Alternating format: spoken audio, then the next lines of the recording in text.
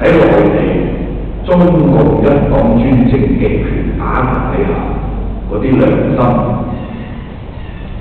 犯，劉曉波寫文章批評共產黨，坐11年監；譚作人為咗四川豆腐渣工程地震嘅豆腐渣工程受害嘅嗰啲兒童學童去申冤，又坐監。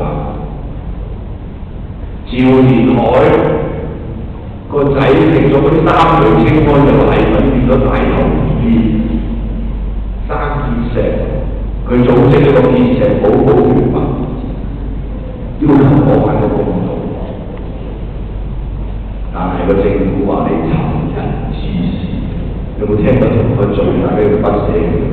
尋就尋找個尋，人就挑人嘅人，滋事，尋人滋事罪啊！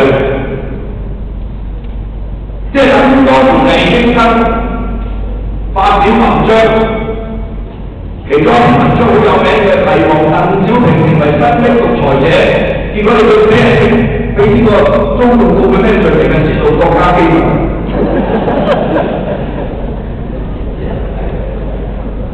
喂，尋人滋事罪都有冇聽過啫？有錯㗎。我哋喺香港相對自由嘅呢一個角度，我哋都可以阻止呢種情況，係嘛？我哋又唔使流血、流汗，有時俾人恐嚇下，喊法，係咪？或者政府通過其他嘅非理嘅手段搞下你哋咁啫，我哋都唔去爭取。